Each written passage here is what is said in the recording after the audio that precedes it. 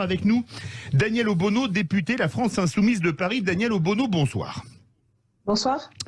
Est-ce que, à votre avis, c'était la dernière étape avant l'obligation vaccinale, ce passe vaccinal qui est entré en vigueur aujourd'hui à 0 heure? En fait, ce passe vaccinal est une forme d'obligation vaccinale déguisée. Le ministre Véran l'avait dit. C'est un Canada Dry d'obligation vaccinale, c'est ce que vous voulez dire? Oui, enfin, je pense que ça l'est de fait, parce que désormais, il faut avoir la preuve d'un schéma complet, ce qui va d'ailleurs poser un certain nombre de problèmes, hein, même pour les gens qui ont commencé ce schéma. La date limite étant le 15 février, il y a encore des millions de gens qui n'y seront pas au 15 février, donc je pense même que ça va être décalé.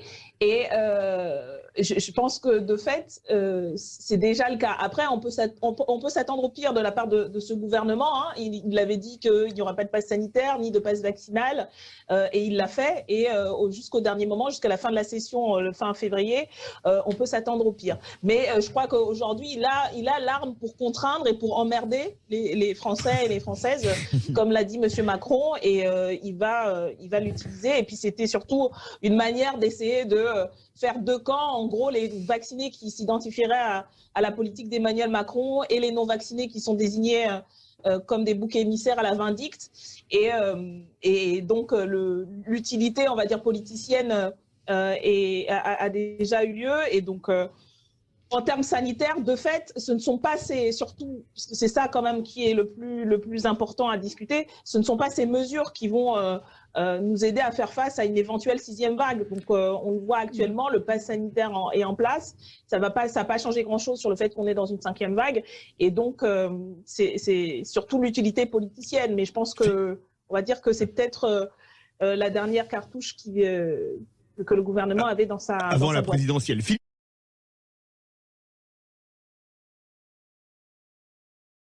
Madame la députée, vous pensez vraiment que Emmanuel Macron, à 3 mois de l'échéance présidentielle, après avoir dit le peu d'estime qu'il éprouvait pour les non-vaccinés, prendra le risque de rendre la vaccination obligatoire? Est-ce que ça ne constitue pas un risque politique pour lui, compte tenu de l'opposition qui demeure encore dans une partie peut-être pas si minoritaire que cela du pays?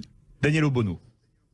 Ben, disons que maintenant, j'évite de faire des paris sur le sens politique d'Emmanuel Macron et de la majorité, en tout cas sur leur sens des responsabilités. Moi, je pense que ce serait complètement irresponsable, mais ces derniers mois et même les dernières années, l'ensemble du mandat nous ont montré qu'il était capable de le faire. Après, comme je le disais, je pense que l'intérêt politicien a déjà été utilisé avec voilà, ses propos, et c'était une manière aussi de masquer l'incurie de sa politique. Malheureusement, si on fait face d'ici quelques semaines peut-être à de nouvelles flambées et l'amorce d'une 6e vague, oui, je pense qu'il prendra non pas un risque par rapport à la situation sanitaire, mais un risque politique. Pour à nouveau donner l'impression qu'il fait quelque chose, parce qu'avant tout, c'est de la com.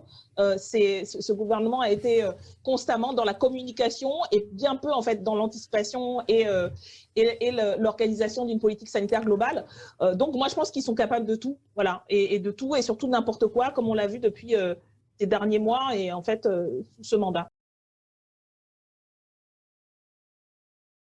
Françoise de Gouache. Moi, je partage pas votre inquiétude, Daniel, non pas sur la fourberie et la rouerie de ce gouvernement, et essentiellement de ce président. Je pense que c'est le roi, le prince de l'ambiguïté, Emmanuel Macron. Le petit prince de l'ambiguïté, c'est pas François Mitterrand, parce que c'est pas la même épaisseur, c'est pas la même histoire.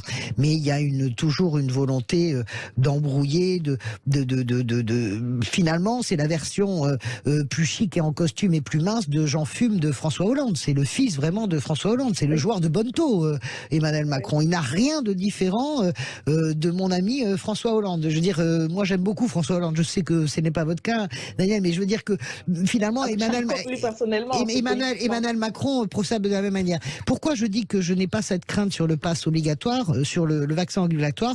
Tout simplement parce que d'abord nous sommes trop près du premier tour de la présidentielle et qu'Emmanuel Macron a vu la première alerte ce week-end. Le sondage IFOP, il est très mauvais pour lui. Il perd 3 ou 4 points. 4, je crois, en points. code de popularité, Et pas en intention de vote. Mais surtout... Il perd un point en intention de vote. Oui, et surtout chez les personnes âgées, chez les retraités, où d'habitude il est très puissant, et ça, il paye très strictement l'emmerdement. J'emmerde les non-vaccinés. J'en suis persuadé. On nous a rebattu les oreilles en nous expliquant que c'était formidable, qu'il avait consolidé sa base, etc. Pas du tout. Les Français, je le redis, et je reboucle avec ce que je disais au début, les Français n'aiment pas le fracas. C'est-à-dire que et le capitaine Fracasse ne devient jamais président ou présidente de la France.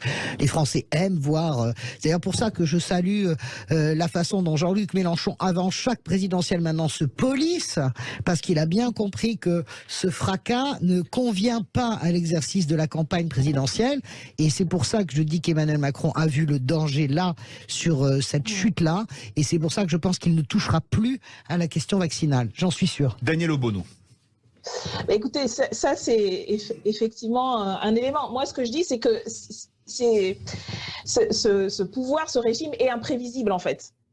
Et à chaque fois qu'on se dit ils ont touché le fond, ils peuvent partir sur des choix comme ça, purement électoralistes, purement tactiques. Après, de fait, il y a encore quelques garde-fous, même si...